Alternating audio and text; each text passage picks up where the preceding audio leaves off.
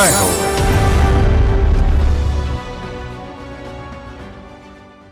వింటే కవిత్వం, తింటే ఏదో ఒక వంటకం, చదివితే చరిత్ర.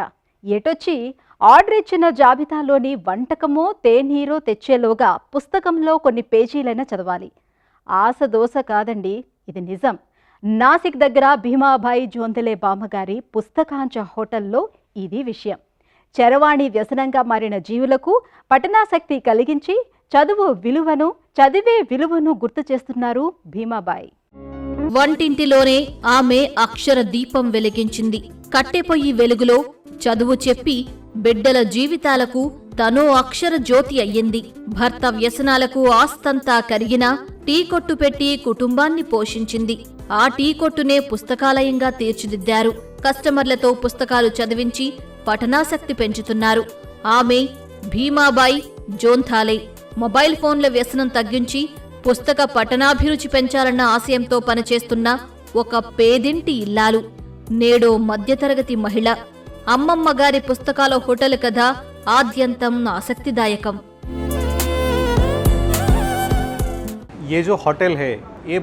ఇది విభిన్నమైన హోటల్. బతకటానికి టీ విక్రయించే బండిని పెట్టాం. ఆ బండి మీదనే వార్తాపత్రికలు విక్రయించాం. కానీ టీ అమ్ముకునే ఈ బండితోనే ఒక కొత్త చరిత్ర ఆరంభమవుతుందని తెలియదు. అప్పుడు మా అమ్మకు ఓ ఆలోచన వచ్చింది. అసలు ఈ జనం పత్రికలు చదువుతున్నారు కదా, వీళ్లతో పుస్తకాలు ఎందుకు చదివించకూడదు అంది. బండి దగ్గరికి వచ్చేవాళ్లు మొబైల్ ఫోన్లు పక్కన పెట్టి మౌనంగా పేపర్ చదువుతున్నారు. తమ ఆర్డర్ వచ్చేలోగా చదివేందుకు చిన్న చిన్న పుస్తకాలు ఇచ్చాం. ఇదే పెద్ద ఉద్యమంలా మారింది. టీ బండికి లభిస్తున్న ప్రోత్సాహమే పుస్తకాంచ హోటల్ ఏర్పాటుకు దారితీసింది. लोगों को पढ़ने के लिए देना, आपके ऑर्डर आने तक आप किताब पढ़ो, ये अभियान हमने शुरू किया. భీమాబాయి నాసిక్ సమీపాన ఖత్వాడ్ గ్రామంలో పుట్టారు. చిన్నప్పుడే పుట్టెడు కష్టాలు కమ్ముకొచ్చాయి. 11వ ఏట తనకి వివాహమైంది. భర్త తాగుడు అలవాటుతో ఇంటి ఆర్థిక పరిస్థితి దిగజారింది. తండ్రి ఇచ్చిన 20 ఎకరాల పొలం కాస్త అతని వ్యసనాలకే కరిగిపోయింది. ఆర్థికంగా అన్నీ సవాళ్లే. మిగిలిన 2 ఎకరాల పొలంలో పంటలు పండలేదు. ఈ క్రమంలో భీమాబాయి ధీర వనితిలా నిలిచారు. 2010లో తేనీటి దుకాణం పెట్టారు. ఈ టీ కొట్టే తర్వాత కాలంలో పుస్తకాంచ హోటల్గా మారింది. सांगायचं ठरलं तर शेतीनं माझी नाफेड झाली. 6 ఏళ్ల పాటు పంటలు పండలేదు. బతుకు తెరువైపోయింది. మరి మావాడి చదువేం కావాలి? భరోసా ఏది? మాకప్పుడు ఇదే పెద్ద సవాల్. మాకు ఒక్కడే అబ్బాయి. మేమెన్ని కష్టాలు పడ్డా తనకి చదువు చెప్పించాలనే నిర్ణయించాను. వాడు పెరిగిన 12 ఏళ్ల దాకా మా ఇంట్లో కరెంటు పెట్టించలేదు. కట్టెల పొయ్యి మండుతుంటే ఆ వెలుగులోనే చదివించాను.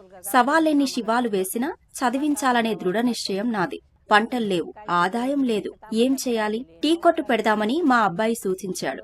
1-2 రూపాయికే టీ విక్రయించాను. మొదటి రోజే 1000 రూపాయలు సంపాదించాం. सुना सावलीला आंबाट्या भरित्या आणि मला मोलकर्णी बरोबर. చదువుకోవాలన్న తనయుడు ప్రవీణ్ ఆశలపై తండ్రి నీళ్లు చల్లారు. అయితే తల్లి భీమాబాయి ప్రోత్సాహంతో ఎంసీజే పూర్తయింది. ఒక పుస్తక ప్రచురణ సంస్థ స్థాపించాలని లక్ష్యంగా ముందుకు సాగారు. వేల పుస్తకాలతో ఈ హోటల్ నిర్వహణలో ఆయన అమ్మకు సాయపడుతున్నారు. భీమాబాయి కృషిని గుర్తిస్తూ అనేక పురస్కారాలు వచ్చాయి. పురస్కారం 84 మిళాలి. పురస్కారాలు, ప్రశంసా పత్రాలు అన్నీ కలిపి 84 ఉంటాయి. 5000కు పైగా పుస్తకాలిక్కడ ఉన్నాయి. వీటిలో విరాళంగా వచ్చినవే ఎక్కువ. నేను చదివింది 5వ తరగతే కావచ్చు, కానీ నాకు ఇష్టాలున్నాయి. తత్వవేత్త, సానెగురు, గాంధీజీ, డాక్టర్ అంబేద్కర్ తదితర దిగ్గజాలు ఇష్టం. శ్రీ విద్యను ప్రోత్సహించిన సావిత్రిబాయి పులే స్ఫూర్తితో నేను విద్య నేర్చుకున్నాను, విలువలు గ్రహించాను. मी तुम्हाला सांगते, वेळ असा आहे माझ्याजवळ, कस्टमर आले तरी माझ्या हातात पुस्तक राहतं.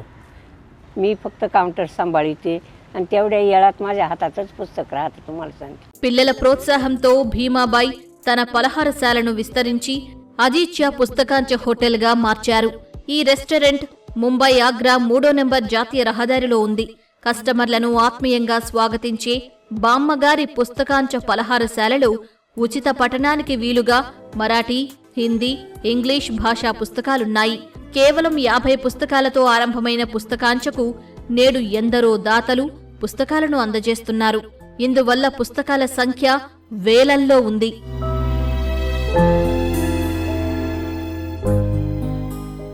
मला खूप चांगलं वाटलं.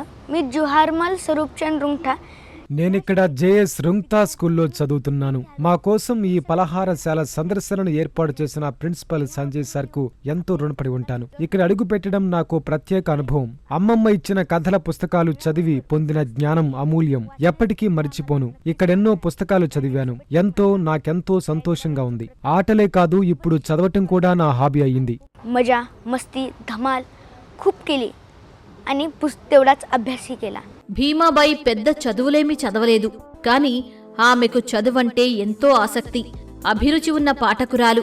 చరిత్ర అంటే ఎంతో ఇష్టం. ముఖ్యంగా సంఘ సంస్కర్త సావిత్రిబాయి పూలే తనకు ఆదర్శం. సావిత్రిబాయి డాక్టర్ బిఆర్ అంబేద్కర్ చేసిన కృషి స్ఫూర్తిగా నిలిచింది. యువతలో పుస్తక పఠనాన్ని ప్రోత్సహిస్తున్న ఆమె కృషికి గుర్తింపు లభించింది. అనేక పురస్కారాలు వచ్చాయి. పుస్తకాంచెలో దాదాపు 8,000 పుస్తకాలున్నాయి. మొబైల్ ఫోనుకు అతుక్కుపోయే యువత తిరిగి పఠనంతో అనుసంధానం కావాలన్నది భీమాబాయి ఆకాంక్ష. మన कशाचा आनंद झाला म्हणलं मी पुस्तक पुसिते भिकाऱ्याची 2024లో నాకు కొన్ని ఆనంద క్షణాలు జ్ఞాపకాలున్నాయి. ఓ యాచకుని కూతురు వచ్చి అమ్మా పుస్తకాలిస్తారా అని అడిగితే ముచ్చటేసింది.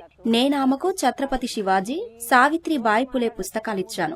మెట్ల మీద కూర్చొని చదువుకుంది. నిజంగా నేను చేసిన ఆ పని నా జీవితంలోనే ఓ అమూల్య అనుభవం. ఎంతో సంతృప్తినిచ్చింది. कमाई तेवढी गरिबाच्या मुलीला पुस्तक दिलं हीच माझ्या आयुष्यातली 74 వసంతాలు. వయోభారం లెక్క చేయరు. మరింత అంకిత భావంతో పుస్తకాలయ పలహారశాలను నిర్వహిస్తున్నారు. 5 ఏళ్ల క్రితం కోవిడ్ వేళ పేదలకు ఉచిత భోజనం అందించారు. తేనీరు సరఫరా చేశారు. తొలుత హోటల్లో పుస్తకాలయం ఏమిటని కొందరు ఎగతాళి చేశారు. కాని దీక్షతో ఆమె చేస్తున్న పని అందరినీ ఆకర్షించింది. నేడి హోటల్లో 4 ఉపాధి పొందుతున్నారు. తరచుగా విద్యార్థులకు ఉచితంగా పుస్తకాలిస్తుంటారు. యువతకు మొబైల్ ఫోన్ల మీద ఆధారపడే పరిస్థితిని తప్పించారు. जेवढे माझ्या मुलाचे 84 पुस्तकं छापून झाली. प्रत्येक टेबल मध्ये పుస్తకాలంటే జ్ఞాననిధులు. వాటిని ఏ మొబైల్ ఫోన్లు కూడా పూరించలేవు. ఈ తరం పుస్తక పఠనానందాన్ని తిరిగి పొందాలని నా కోరిక. మా హోటల్కు వచ్చిన వాళ్ళు ఇప్పుడు ఫోన్లను కాసేపు పక్కనుంచుతారు. చదవడానికి పుస్తకాలు తీసుకుంటారు. त्याच्यात मला आनंद वाटतो, ऊर्जा वाढते माझी.